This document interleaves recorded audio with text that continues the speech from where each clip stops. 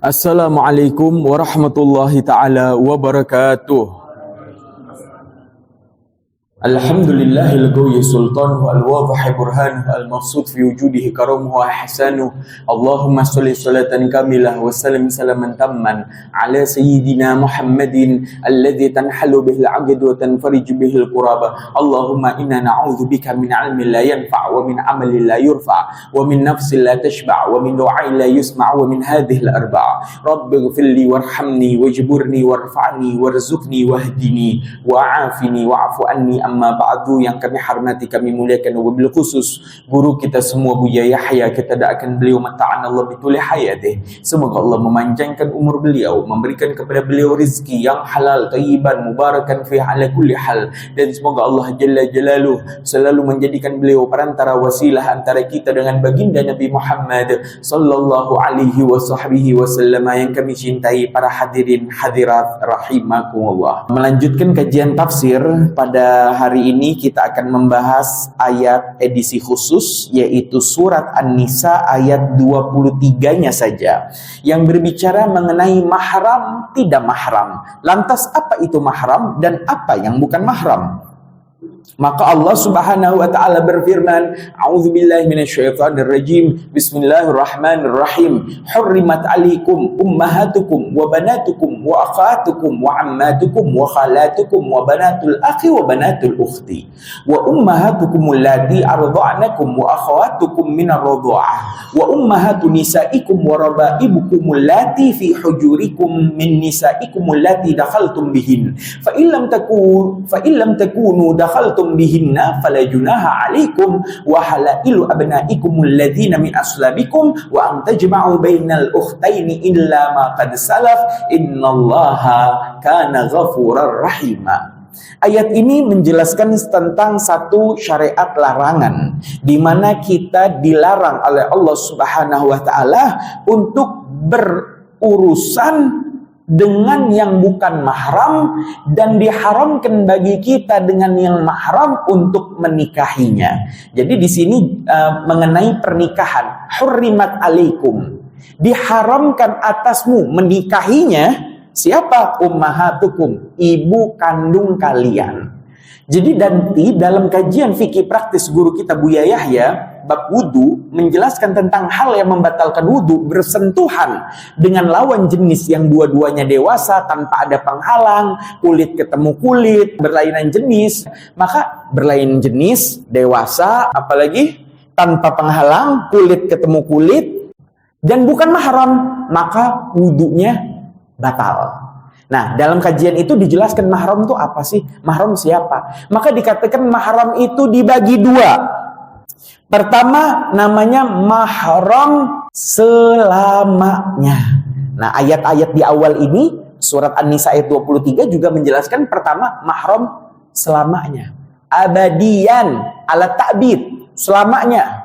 Mahram selamanya ini dibagi tiga. Nanti lawannya mahram selamanya adalah mahram sementara. Selama engkau berhubungan dengan seseorang, maka keluarganya seperti ipar, bibinya itu haram engkau nikahi. Kalau engkau udah nggak ada hubungan dengan istrimu, maka engkau boleh menikahi iparmu, adiknya mungkin, atau bibi istri mungkin. Nah, itu mahramnya sementara. Nah, kalau mahram selamanya ini ada tiga. Mulai dari karena nasab ada hubungan darah, atau munakahah ada pernikahan, atau satu lagi karena ada urusan rodhoah, susuan. Ya, jadi mahram selamanya itu ada sebab sambung darah, ada sebab susuan, ada sebab yang terakhir sebab pernikahan. Kita bahas satu persatu, yaitu mahram selamanya sebab nasab ada 7. Allah berfirman, hurrimat alaikum, diharamkan atas kalian untuk menikahinya ummahatukum, ibunda kalian.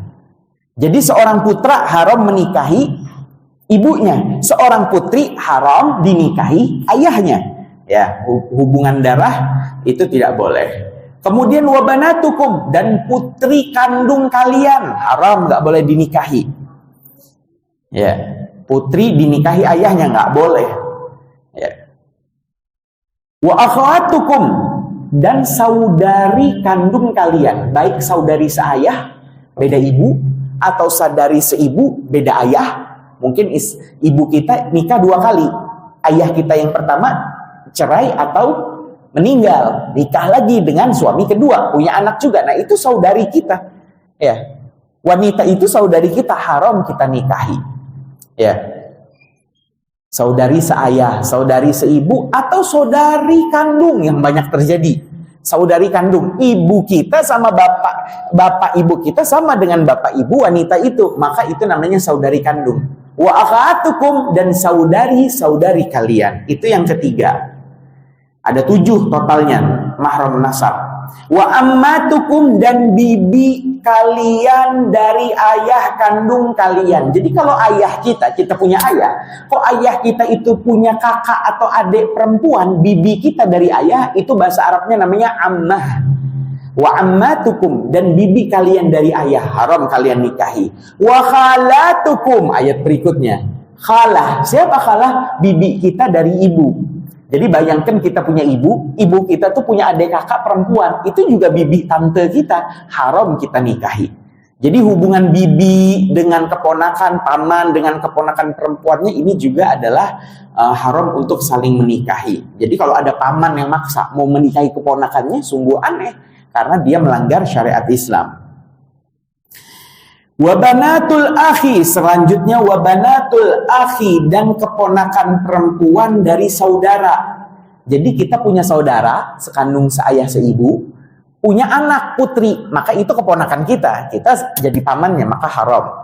Keponakan haram, keponakan dari saudara. Wabanatul akhi wabanatul ukhti, juga keponakan perempuan dari saudari.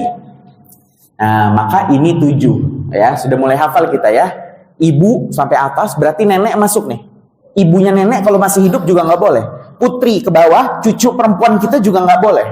Ya. Kemudian saudari, ya, seayah sekandung seibu. Kemudian bibi baik dari ayah, bibi dari ibu. 2 lagi terakhir, yang ke-6 adalah keponakan perempuan dari saudara, ke-7 keponakan perempuan dari saudari. Ayat ini menjelaskan larangan demikian. Dalam dunia sains telah dibuktikan jika menikahi sedarah, maka anaknya dikhawatirkan lahir dalam keadaan cacat fisik, naudzubillah min dzalik, atau mental.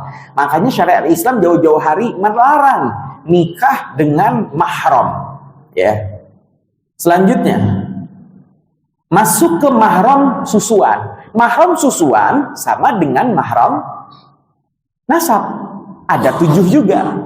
Mulai dari ibu susuan yang kita nyusu kepadanya, anak susuan, si ibu yang menyusui anaknya yang akhirnya sudah besar, yang putra itu, ya, atau suaminya, misalnya yang disusui bayinya perempuan, kan sama jenis dengan ibu susuannya. Oh, sama suami si ibu itu, yang sebab suami itu, si ibu tadi hamil dan mengeluarkan air susu sehingga air susunya diambil oleh engkau, maka itu anak susuan. Ya, anak susu.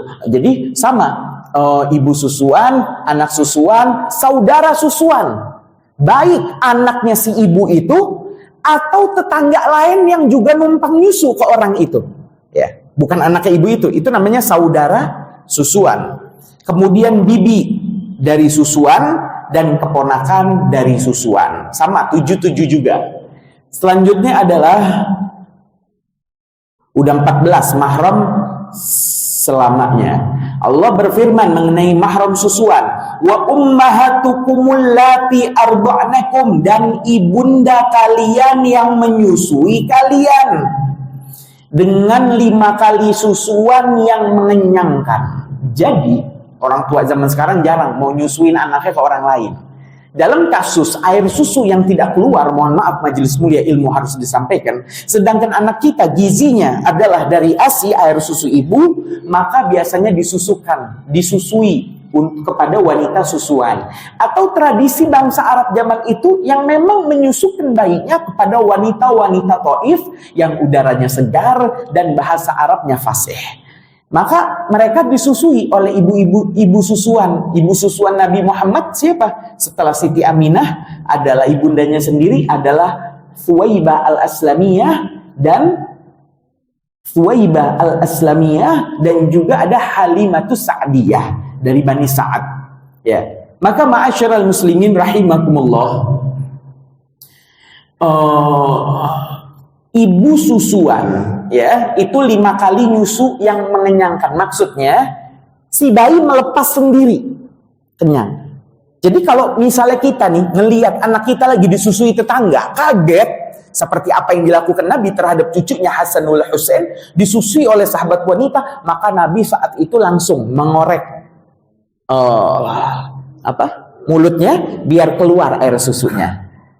Ya, itu susunya mungkin mengenyangkan. Jadi dia khawatirkan ada hubungan nasab dan Nabi tidak menyetujuinya. Jadi kalau 5 kali susuan yang 5-5-nya mengenyangkan, maka terjadi ada hubungan nasab dan harus tercatat rapih. Jadi jangan sampai dalam pernikahan ternyata ada hubungan darah susuan. Ma'asyiral muslimin rahimakumullah, singkat saja kemudian Allah Subhanahu wa taala berfirman, wa akhawatukum minar radha'ah, dan saudari-saudari kalian dari susuan.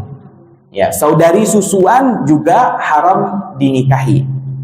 Wa ummahatu nisaikum. Nah, kita mulai masuk ke pembahasan mahram selamanya ala ta'bid karena pernikahan. Ada 4. Nih, sebelum kita lihat ayatnya ada 4. Siapa aja? Yang pertama adalah zaujatul ibn. Siapa zaujatul ibn? Zaujah itu istri, ibn itu putra kandung. Istrinya putra kandungmu. Engkau punya putra, putramu punya istri. Namanya apa? Namanya apa? Menantu. Maka menantu laki-laki ibu adalah mahram ibu. Dengan ia akad dengan putrimu, ya, maka dia mahram selamanya walaupun putrimu meninggal, atau walaupun auzubillah min dzalik putrimu diceraikannya, maka menantumu tetaplah menantumu, tetap boleh sembah cium tangan. Ya, jelas ya. Jadi nggak ada mantan menantu, nggak ada. Ya, mantan mertua nggak ada. Nanti juga ada mertua selamanya. Selanjutnya apa? Zaujatul ibn tadi. Selanjutnya yang kedua adalah, biar urut ya, ummuz zaujah. Ummuz zaujah itu ummu ibu, zaujah istri. Ibunya istri yang mertua. Maka ibu istri kita atau ayah suami kita, jika bandingannya ke perempuannya, maka itu adalah mertua yang mahramnya selamanya. Ya, jadi cium tangan ketemu di jalan dengan mertua yang udah engkau cerai dengan anaknya, itu boleh cium tangan. Yang ketiga itu adalah zaujatul ab. Zaujatul ab adalah istrinya ayah. Yang ketiga adalah zaujatul ab, istrinya ayah. Mungkin ibundamu sudah meninggal, ayahmu nikah lagi, namanya ibu tiri. Maka ibu tirimu itu adalah mahram selamanya denganmu, hanya dengan akad dengan ayahmu itu. Ya, jadi nggak usah ada pertanyaan nih dari anak tiri, ayah sudah menggauli ibu saya atau belum? Oh, nggak usah. Kenapa? Dengan akad ibu tirimu menjadi ibumu selamanya, ibu tirimu yang ala ta'bid. Baru yang keempat adalah bintuz zaujah, putrinya istrimu. Jadi engkau nikah janda beranak 1, ada putri. Ya, mahrammu bukan dilihat. Kalau engkau sudah berhubungan dengan ibundanya, maka sudah mahram selamanya. Tapi kalau belum hubungan di atas ranjang, maka dia belum mahrammu. Jadi misalnya akad jam 7, jam 9 memutuskan saya mau ceraikan engkau sebagai istriku, si ibunya diceraikan, jam 10 nikah sama putrinya. Sehingga mantan istrinya adalah mertuanya. Mertuaku adalah mantan istriku berapa jam yang lalu. Boleh atau tidak? Boleh. Karena belum mahram selamanya. Ya. Urusan mahram tidak mahram belum berlaku kalau belum hubungan di atas ranjang. Kalau sudah hubungan, putri tirimu adalah putri tirimu selamanya. Hadirin hadirat rahimakumullah, maka inilah pembahasan kita mengenai mahram selamanya. Kita baca ayatnya mengenai mahram ala ta'bid selamanya, abadian, sebab pernikahan. Wa ummahatu nisaikum, dan ibu istri kalian, mertua perempuan. warabaibukum warabaibukumul lati fi hujurikum,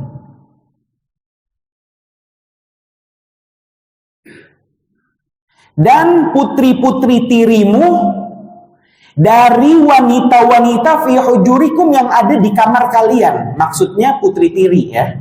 Min nisaikumul lati dakhaltum bihinna, dari wanitamu, dari istrimu yang ibu si putri tadi, dakhaltum bihinna, yang sudah digauli.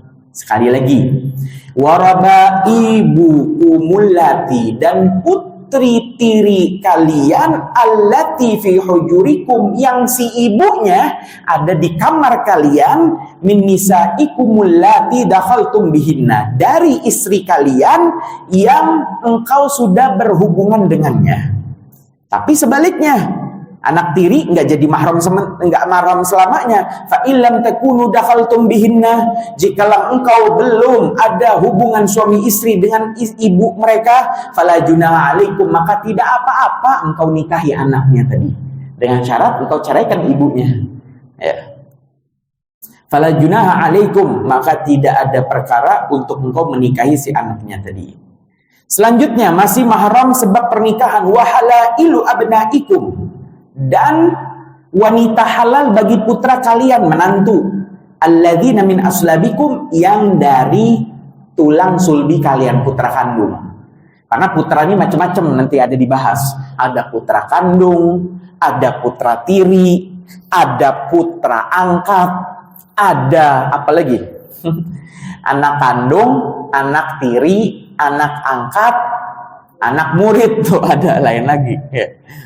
Nanti kita sedikit membahas syariat yang Allah turunkan pada tahun ke-5 Hijriah mengenai waladul mutabanna, anak angkat. Bagaimana hukum anak angkat dalam Islam? Insyaallah kita jelaskan selanjutnya. Jadi mahram ini apa? Ada 10 hukum berkaitan mengenai mahram tidak mahram. Jadi ini urusannya luar biasa. Urusan tentang mahram ini luar biasa karena berkaitan dengan 10 hukum. Yang pertama adalah mengenai wudu. Wudu itu batal tidak batal, dan ini banyak keyakinan Wahabi yang salah tentang fakta ini. Yaitu dalam dunia fikih mereka ya, fikih Wahabi, dikatakan bahwasanya suami istri tidak batal wudu. Suami istri tidak batal wudu. Padahal suami istri itu mahram apa bukan? Loh, suami istri mahram apa bukan? Bukan. Istri kita tuh orang lain, suami kita orang lain. Ya, kenapa? Sentuhan tangan itu jadi boleh karena akad. Jadi akad nikah di pagi hari itu nggak ada urusannya sama bab wudu. Akad nikah di pagi hari itu menjadikan yang jika engkau pegang tuh wanita yang bukan mahram dosa, maka karena sudah diakad engkau pegang penuh pahala. Ya. Wudu tetap batal. Jadi suami istri itu batal wudu. Kenapa? Karena bukan mahram. Ya. Jadi yang pertama hukum yang sangat berkaitan erat tentang pemahaman bab mahram bukan mahram adalah mengenai wudu. Jadi wudu itu batal kalau nyentuh yang bukan mahram. Jika memenuhi syarat dewasa dan lain sebagainya. Kalau anak kecil kelas 1 SD kita kasih tangan, kita nggak dosa dan tidak batal wudu. Ya, mahram kita nggak boleh dinikahi. Satu. Kedua,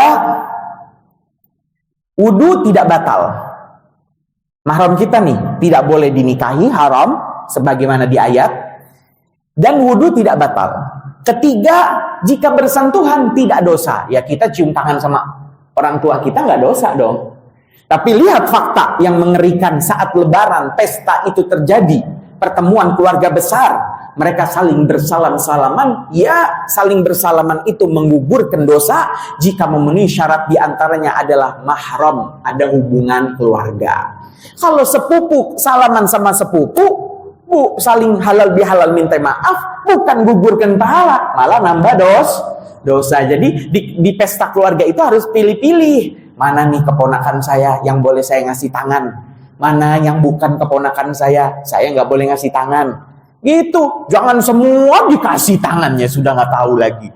Ya, jadi ini berkaitan dengan hukum dosa tidak dosa. Jika bersentuhan, batal tidak batal jika bersentuhan dan tidak boleh dinikahi. Yang keempat, ini juga paling penting, apa? Wajib nutup aurat jika bukan mahram. Jika mahram, aurat ada batasannya, ada urusannya. Antara suami istri nggak ada batas aurat. Bapak boleh melihat sekujur tubuhnya istri, dan istri boleh melihat sekujur tubuhnya suami. Halal, pahala. Dan lebih dari itu ada keluarga, ada batasan-batasannya. Tapi kalau bukan mahram, wanita dua hukum. Ya, wanita dua hukum. Seluruh badan kecuali wajah telapak tangan, atau tutup semua. Ngikuti pendapat Imam Ibnu Hajar. Ya. Kita nih biasanya ibu-ibu di sini ngikuti pendapatnya Imam Romli yang agak mudah. Wajah telapak tangan boleh kelihatan, kaki nggak boleh kelihatan, makanya wajib pakai kaos kaki. Itu wajib Bu pakai kaos kaki, nggak main-main ini, karena urusannya nutup aurat. Ya, gimana ada ibu-ibu pakai jilbab, pakai daster tangan segini, dosa dong. Beb, tapi cuma ketemu tukang bakso, ya tetap walaupun ketemu tukang bakso. Selanjutnya haram melihat, namanya aurat nazar. Aurat tiga, aurat di dalam sholat beda sama aurat yang wajib ditutup, aurat sutroh, aurat satir, beda lagi sama aurat nazar.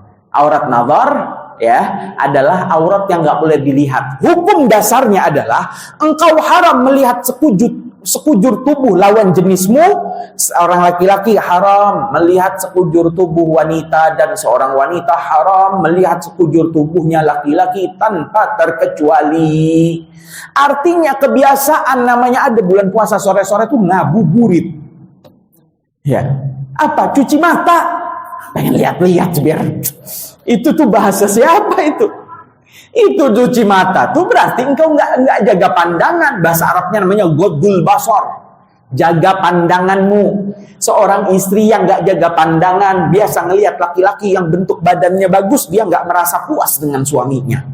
Seorang suami yang biasa melihat aurat wanita yang bukan mahram, nggak jaga pandang, ya, maka dia nggak pernah puas dengan istrinya. Jagalah pandangan matamu, maka engkau akan bersyukur dengan pasanganmu. Maka nggak ada konsep cuci mata dalam Islam, itu haram. Ya. Nah, kalau engkau melihat ibundamu, leher ibundamu, boleh. Ya.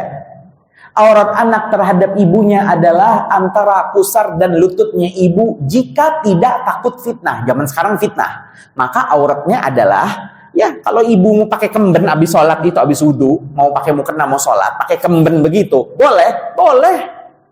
Ya, kenapa? Karena aurat nazar tidak berlaku lagi dalam hubungan keluarga. Ya, nanti ada aturan-aturannya yang sangat detail dalam kajian yang lebih khusus ya. Ma'asyiral muslimin rahimakumullah. Selanjutnya yang keenam adalah mahram itu saling menafkahi. Nanti ada hitung-hitungan nafkah.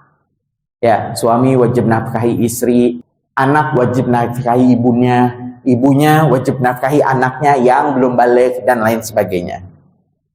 Saling menafkahi. Nomor 7, saling mewarisi jika salah satu meninggal. Saling mewarisi. Ya. Yang ke-8 adalah saling berhubungan darah. Ada hubungan darah. Yang ke-9 adalah khalwat. Itu tidak apa-apa. Apa khalwat? Khalwat itu engkau hanya berduaan di satu ruangan dengan lawan jenis yang seandainya engkau ada niat busuk, seandainya, tidak harus ada. Seandainya ada niat busuk, maka akan terjadi apa yang tidak diinginkan, perzinahan dan lain sebagainya. Berduaan di ruangan itu, walaupun tidak terjadi apa-apa, walaupun diem-dieman, seandainya ya bisa melakukan apa-apa ya dengan leluasa, maka engkau berduaan dengan orang tersebut adalah haram. Ini urusan dengan yang tidak mahram. Kalau dengan mahram, engkau dengan ibumu di dalam lift, ya sudah, tidak apa-apa. Nggak ada pembahasannya. Engkau dengan putrimu, nggak apa-apa.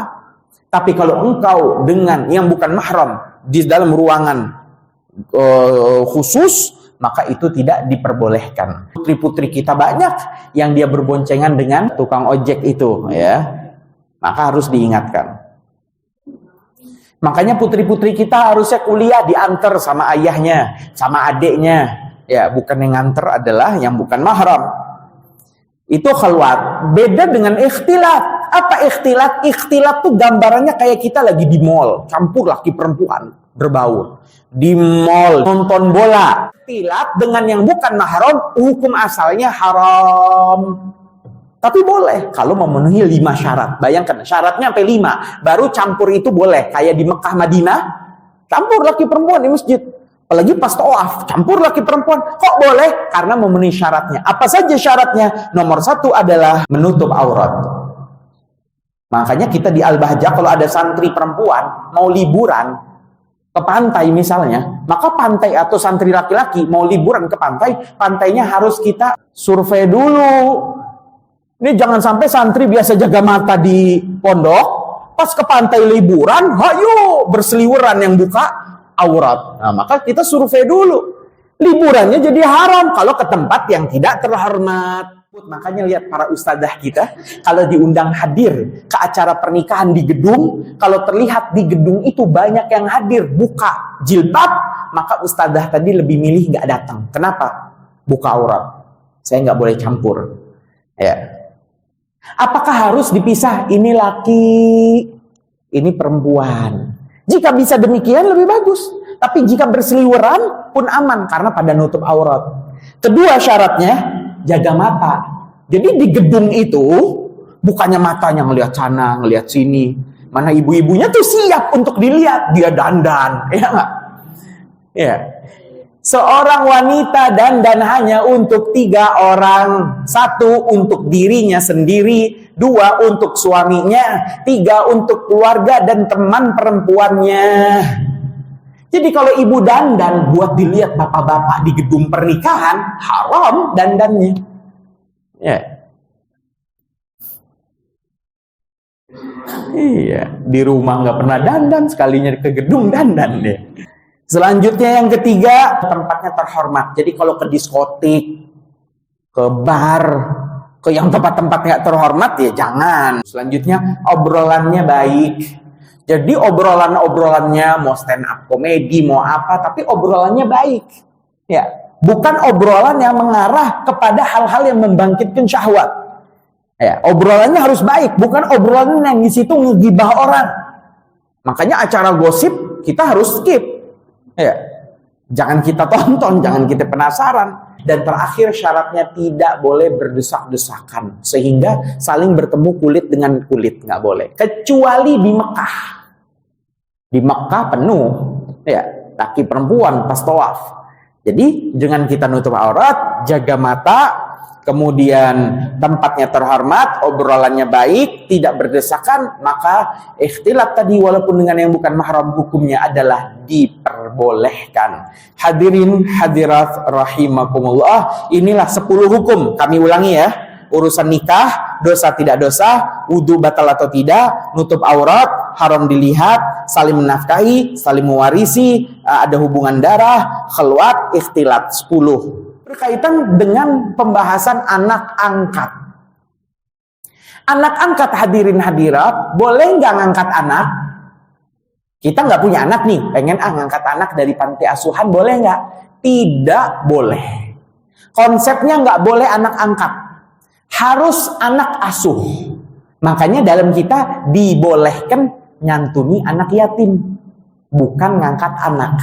Kenapa? Karena pengangkatan anak yang dilakukan sendiri oleh Nabi Muhammad terhadap Zaid bin Harithah itu dibatalkan oleh Allah Subhanahu wa taala. Nabi Muhammad disuruh untuk melamar Zainab oleh Allah, untuk Zainab menikah dengan Zaid.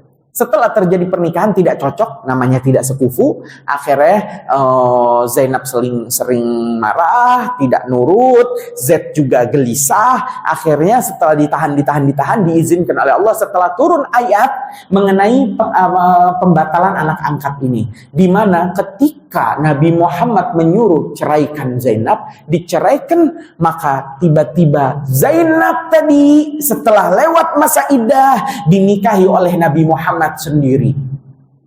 Ribut gak satu kota Mekah? Ribut. Kenapa? Oh, Muhammad menikahi istri putranya sendiri. Sehingga Nabi Muhammad mengatakan, tidak, Zaid bukan putraku. Allah membatalkan pengangkatan anak. Zaid aja orang lain, apalagi si Zainab lebih orang lain. Aku hanya menikahi janda biasa saja. Sehingga Zainab akhirnya dinikahi oleh Nabi dan terjadilah pembatalan anak angkat. Tidak ada konsep ngangkat anak. Tidak boleh mengganti nasab. Kalau mau anak asuh, tinggal di rumah kita boleh. Tapi ingat, dia orang lain. Kalau ngangkat anak tuh biasanya, kita punya adik kita nikah, punya anak, berarti itu keponakan kita. Ayahnya meninggal, dia jadi yatim. Sudahlah, biar tante aja yang membiayai pendidikan. Jadi yang ngurus keluarga laki-laki. Nah, kalau begitu anak angkatnya boleh. Kenapa? Karena dia keponakanmu, dia mahrammu. Engkau cium tangan, dia cium tangan kepadamu tidak dosa, wudhu tidak batal, lihat aurat tidak dosa.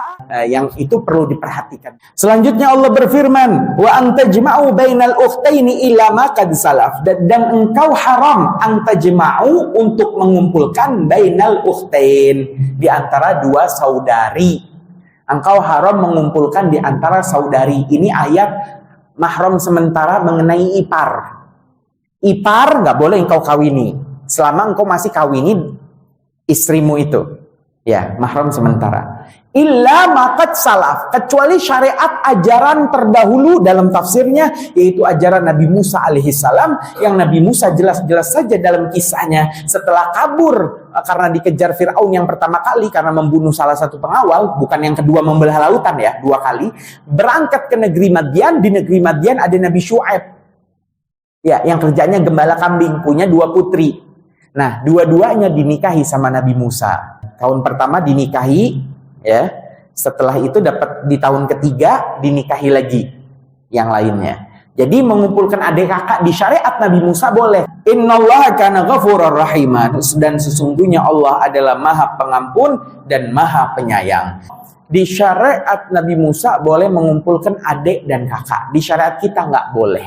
Pun kita nggak boleh mengumpulkan istri dengan bibinya, ya, dalam satu naungan istri dalam poligami itu. Hadirin hadirat rahimakumullah, inilah pembahasan kita mengenai surat An-Nisa ayat 23-nya saja. Sekian saja, kita tutup dengan doa bismillahirrahmanirrahim. Alhamdulillahirabbil alamin. Allahumma shalli ala sayyidina Muhammad wa ala ali sayyidina Muhammad. Allahumma alif baina qulubina wa aslih dhata bainina wahdina subulas salam wa najjina minadh dhulumati ilan nur wajnibna al-fawahisha ma dhahara minha wa ma batan wa barik lana fi asma'ina wa absarina wa qulubina wa azwajina wa dhurriyyatina wa tub 'alaina innaka antat tawwabur rahim waj'alna syakirina li ni'matika mudhannin 'alaiha qabiliha wa atmi 'alaina Allahumma ighfir lana wa liwalidina warhamhum kama rabbawna shighara rabbana atina fid dunya hasanah wa fil akhirati hasanah wa qina adzabannar wa sallallahu ala sayyidina Muhammadin nabiyil ummi wa ala alihi wa sahbihi wasallam walhamdulillahi rabbil alamin. Bi sirril Fatihah khususan li Syarifah Fadl binti Muhammad asghaf anna Allah yaghfir laha wa yarhamha wa yu'id darajatiha fil jannah wa yanfa'una bi asrariha wa anwariha wa 'ulumiha fid din wad dunya wal akhirah wa hadratin nabi sayyidina Muhammadin sallallahu alaihi wasallam. بسر الفاتحة.